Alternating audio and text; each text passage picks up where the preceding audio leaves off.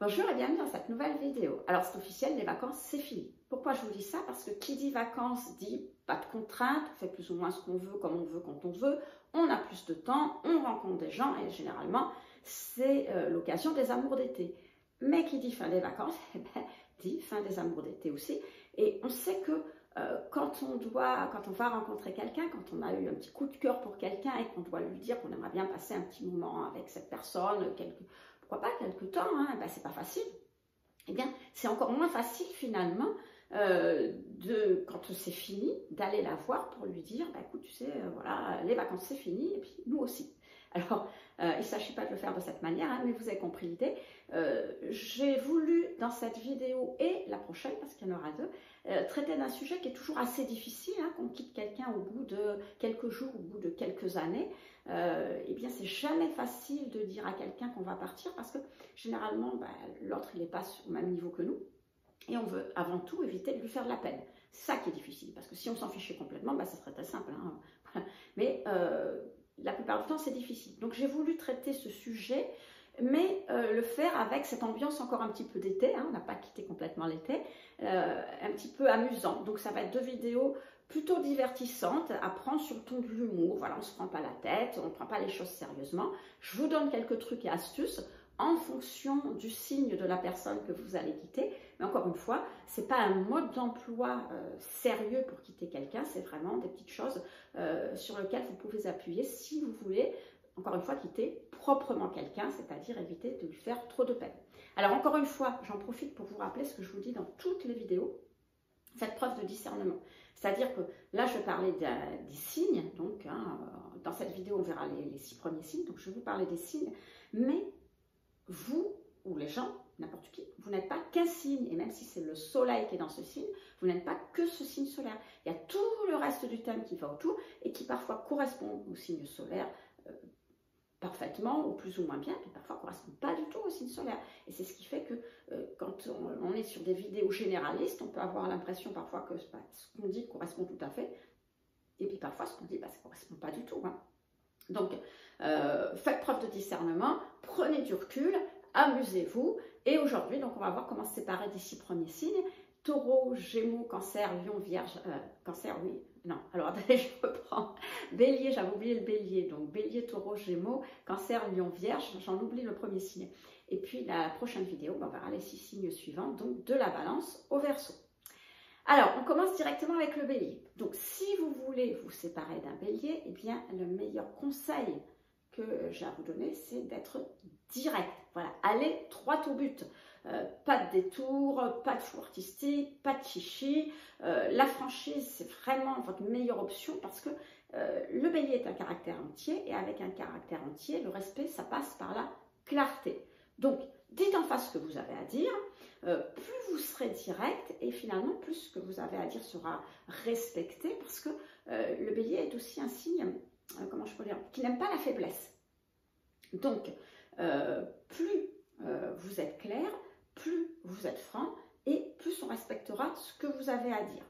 Donc, évitez. Alors, ce qu'il faut éviter, évidemment, c'est de tourner autour du pot.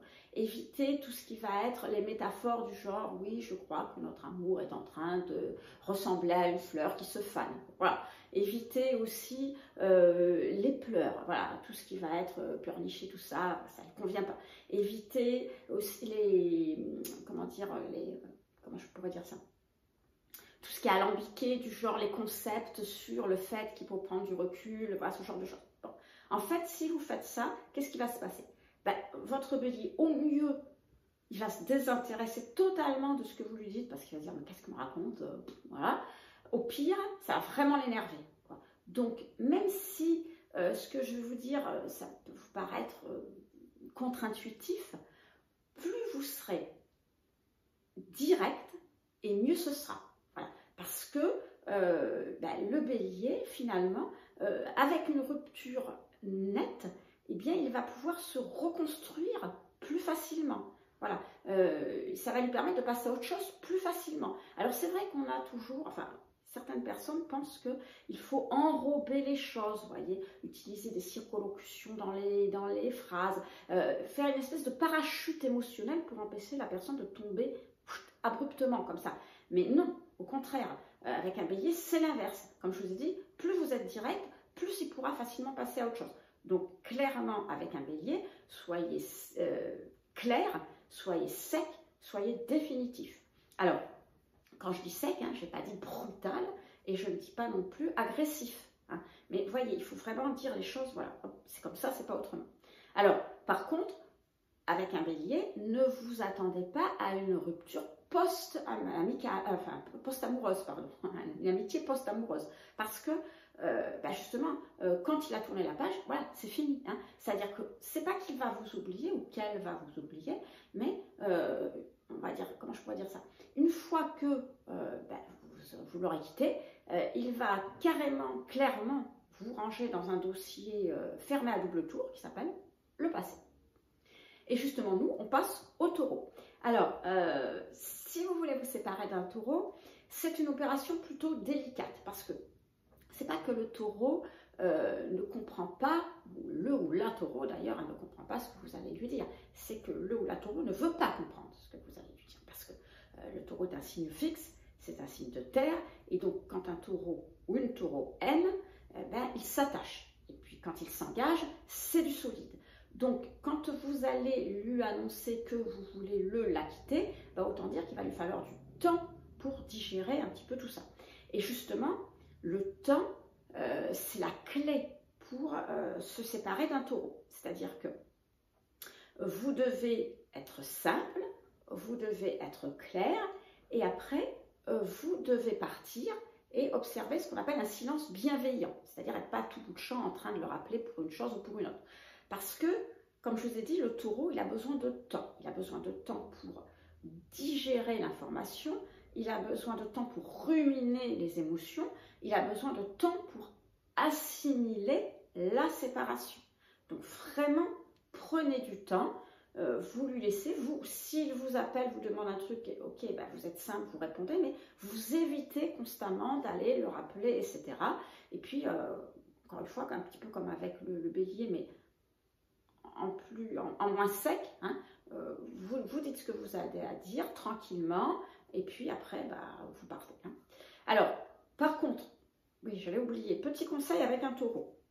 Si vous vous séparez d'un taureau, évitez d'employer le mot à un moment donné, de prononcer le mot quelqu'un d'autre, ou même de suggérer l'idée. Parce que le taureau, il est très jaloux, voilà, très possessif, très jaloux, et donc, il est en mode rancune discrète, mais tenace.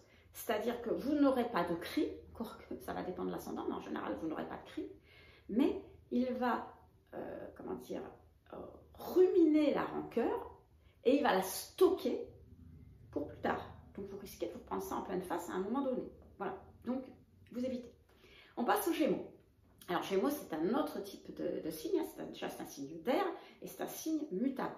Donc, généralement, vous avez affaire à des personnes souples, à des personnes légères, à des personnes adaptables. Alors, attention, encore une fois, faites preuve de discernement. Je rappelle ce que j'ai dit au début de la vidéo, c'est-à-dire que tous les Gémeaux ne seront pas souples, légers, adaptables. Moi, personnellement, j'en connais, ils ne sont pas du tout comme ça. Mais c'est parce que le reste du thème ne va pas dans ce sens-là, quoi, voyez. Mais il y a quand même un fond comme ça. Donc, ce qui va faire que ça va quand même faciliter la tâche quand vous allez quitter un Gémeaux ou une Gémeaux, parce que vous n'aurez pas de cris, vous n'aurez pas de larmes, vous n'aurez pas ce genre de choses. Le Gémeaux est quelqu'un d'assez simple à quitter. Vous allez lui dire ce que vous avez à lui dire, et puis il va vous répondre, bon ok, on va prendre un café. Alors c'est un exemple, mais vous voyez ce que je veux dire.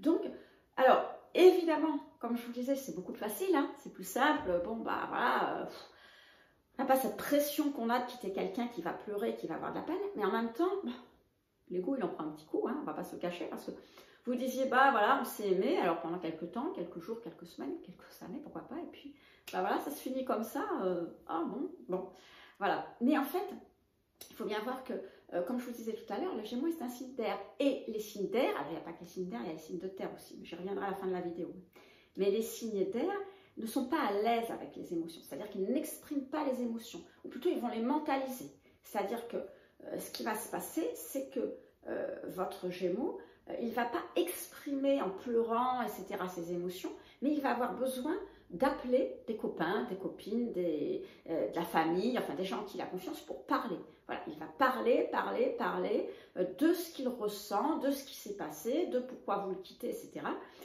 Pour finalement absorber un petit peu tout ça. Parce que bon, vous le verrez avec tous les signes de cette vidéo et de la prochaine, on est tous pareils. Quand on est quitté, on est malheureux. Et il y a finalement, il faut qu'on absorbe cette séparation parce qu'on n'a pas le choix. Hein, on ne peut pas garder l'autre, l'enfermer à double tour quelque part parce qu'on veut le garder. Non, on est obligé de se séparer. Et donc, on a tous une manière finalement de réagir pour nous faciliter la tâche qui va nous permettre de passer à autre chose. Alors, je vous ai montré les 2 premiers signes. Ben, pour le Gémeaux, c'est le fait d'en parler, d'échanger avec les autres, vous voyez, de ça. Et c'est pour ça que même si ça peut vous paraître bizarre et puis vous allez avoir l'impression que finalement on va se ficher de votre relation, ce n'est pas du tout le cas. Pas du tout. Mais c'est un peu le mode survie pour le Gémeaux de rencontrer d'autres, enfin d'aller sortir avec ses amis, etc., ou sa famille, hein, pour discuter avec, d'entamer de nouveaux projets, de s'intéresser à autre chose pour justement se vider la tête et peut même entamer une nouvelle relation, pourquoi pas, hein, parce que justement, eh bien, ça va lui permettre de passer plus facilement à autre chose. Donc, si vous voulez quitter un Gémeaux, le plus simple, c'est d'être clair, d'être simple, et puis d'être rapide, surtout. Voilà, passer à autre chose, et puis comme ça ira. Allez, on passe au Cancer. Alors, si vous voulez vous séparer d'un Cancer, ça ne va pas être compliqué. Ça va être très compliqué. Parce que le Cancer, même si ça fait 2-3 jours que vous êtes avec, eh bien, il va s'arranger pour faire comprendre que ce que vous êtes en train de faire, c'est la tragédie de sa vie. Voilà. Parce que, et vous aurez droit à tout l'arsenal émotionnel, les larmes, les silences plombants, le fait que vous êtes un parfait traître parce que vous lui aviez assuré que elle était l'amour de votre vie, que c'est terminé, etc. Mais le plus difficile, c'est pas ça. Le plus difficile, c'est que un Cancer croit toujours à l'irréversibilité de l'amour. C'est-à-dire que pour un Cancer, vous l'avez aimé, même si c'est 2-3 jours, vous l'aimerez toujours. Voilà. Et donc, si vous le ou la quittez, c'est juste parce que vous êtes dans une mauvaise passe, vous ne savez pas trop où vous en êtes, et donc vous ne savez pas ce que vous faites non plus. Et donc, il se doit finalement de vous faire changer d'avis. Parce que vous vous apercevrez plus tard que vous vous êtes trompé, et donc il se doit maintenant de vous faire changer d'avis avant que vous vous aperceviez que vous avez fait une grave erreur. Et donc, pour ça, quand un Cancer est malheureux et quand un Cancer veut vous faire changer d'avis, dites-vous bien qu'il va jouer toutes ses cartes. Alors, comme on l'a dit, les larmes, les cris, le chantage émotionnel, et si vous avez des enfants, le chantage avec les enfants, tout va y passer. Voilà. Donc, si vous voulez vous séparer d'un Cancer, alors je sais que vous allez peut-être paraître dur, vous allez peut-être paraître insensible, vous allez peut-être paraître cruel, mais soyez, soyez clair, ferme, définitif. Vous dites ce que vous avez à dire et vous partez. Voilà. Pas de peut-être, pas de, on fait une pause, pas de, écoute, on reste en contact et on verra, rien. Voilà. Vraiment, comme je vous dis, vous allez peut-être paraître insensible et cruel, mais si vous ne faites pas ça, le Cancer pensera justement que ce n'est qu'une pause dans votre amour, qu'il y a toujours une possibilité que vous reveniez et que ce n'est pas définitif et que ce n'est pas terminé. Et il risque de vous attendre longtemps. Et ça, c'est encore plus cruel que le reste. Donc vraiment, si vous décidez de quitter un Cancer, ne laissez aucun fil émotionnel derrière vous, même invisible. Voilà. Vous êtes ferme. Alors, il ne s'agit pas d'être ferme comme avec un signe comme le Bélier, qui est un signe un peu plus viril, c'est un signe de feu, voilà, hein, donc d'action, on n'est pas là-dedans.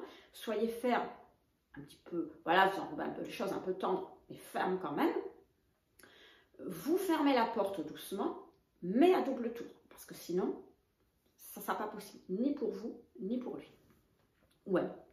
On passe au Lion. Alors, bonne nouvelle, hein, avec un Lion, finalement se séparer sera moins difficile que ce qu'on pourrait penser parce que ben voilà, il n'y aura pas de cris, il n'y aura pas de larmes, il n'y aura pas de scène théâtrale, pas ce genre de choses, tout simplement parce que c'est pas que le lion souffre pas, mais disons c'est un signe qui est assez fier, vous voyez. Et comment dire, donc c'est encore pire finalement pour un lion de perdre le contrôle, parce que perdre le contrôle, c'est perdre la face, et perdre la face, c'est pire que perdre son amour. Vous voyez, il y a un peu une relative, comment dire, tout est relatif, hein, et donc il préfère garder la face, surtout dans ce genre de circonstances. Donc, même si un lion souffre, il gardera une attitude digne. Donc, tout simplement comme avec le bélier, vous allez droit au but, c'est aussi un signe de feu, le lion, donc vous allez droit au but, vous êtes clair, vous évitez les discours confus, les discours embrouillés, etc. Vous dites simplement ce que vous avez à dire et puis vous terminez par peut-être un qu'en penses-tu? En général, en règle générale, un lion, il va vous écouter sans rien dire. Voilà, il va peut-être vous donner 2-3 conseils pratico-pratiques, hein, parce que c'est aussi un signe de feu, donc dans l'action. Et puis voilà, encore une fois, pas de cris, pas de larmes, pas de tragédie en public, etc. Le lion reste droit dans ses bottes parce que il ne veut pas perdre la face en public. Alors, j'étais en train de penser à quelque chose aussi important au lion, c'est pour ça que j'ai un peu cafouillé. Ce qu'il faut savoir, c'est que c'est pas parce que le lion, le ou la lion aura cette attitude digne qu'il ne souffre pas. Encore une fois, comme tous les signes, hein, il va souffrir, mais il va peut-être, non seulement il va souffrir parce que vous la quittez, mais il va aussi souffrir par une sorte de blessure d'ego, c'est-à-dire que, bon, vous êtes aimé et vous le quittez, mais le pire de tout ça, c'est pas tant que vous le ou la quittiez, c'est que ce soit vous qui ayez pris la décision, c'est vous qui avez pris l'initiative de le ou la quitter, et ça c'est impensable. Mais comment se peut-il que vous quittiez quelqu'un d'aussi parfait, d'aussi bien, alors que la relation était comme il faut, tout allait bien, etc. Voilà. Il y a aussi ce côté-là égo qui va faire que ça va être difficile pour lui cette blessure d'égo sur laquelle il devra passer. Donc, une fois que vous aurez tourné la page, voilà, hein, de toute façon, ce ne sera pas trop compliqué. Une fois que vous aurez tourné la page, comme pour le bélier, ne vous attendez pas à ce que le lion vous soyez amis ensuite. C'est-à-dire, vous allez peut-être rencontrer le lion comme ça, vous êtes amené à vous croiser, etc. Dans ces cas-là, eh bien, bon, au mieux, vous allez passer pour une vague connaissance. Au pire, vous serez complètement invisible. Mais voilà, dites-vous bien qu'une fois que vous aurez tourné la page, il ne se passera plus rien avec un lion. Et on termine avec la Vierge, cette vidéo, hein, les autres, on les fera la prochaine fois.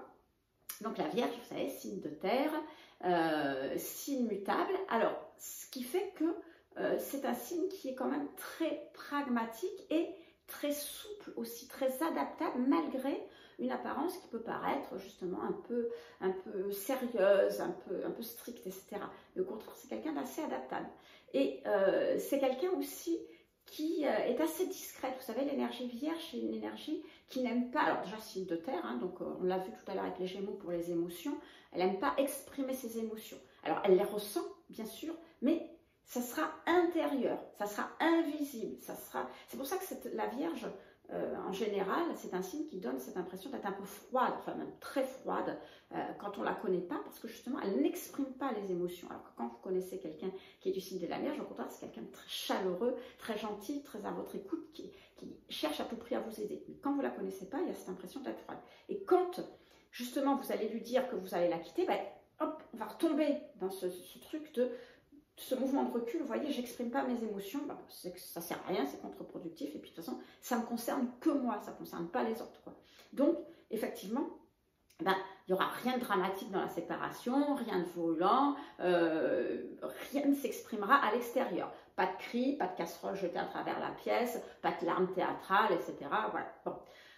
Tout au plus, peut-être un silence poli, un regard très triste, ça certainement. Et le principe de la Vierge, ce que va faire la Vierge pour un petit peu se remettre, hein, parce que comme je vous le dis, tous les signes ont une manière de passer le cap, quoi, eh bien, ça va être surtout d'analyser la situation. C'est-à-dire que pendant un certain temps, même très longtemps, la Vierge, elle va analyser ce qui s'est passé, qu'est-ce qui aurait pu se faire comme ça, qu'est-ce qui aurait pu se faire autrement. Elle va s'auto-analyser aussi, elle va remettre en question la relation, mais elle va surtout elle-même se remettre en question, ce qui, on ne va pas se le cacher, vous arrange un petit peu, hein, voilà, parce que c'est quelqu'un qui va prendre finalement la responsabilité de la séparation. Excusez-moi, j'ai un cheveu dans l'œil, mais tout bête. Qui va prendre la responsabilité de la séparation à son compte.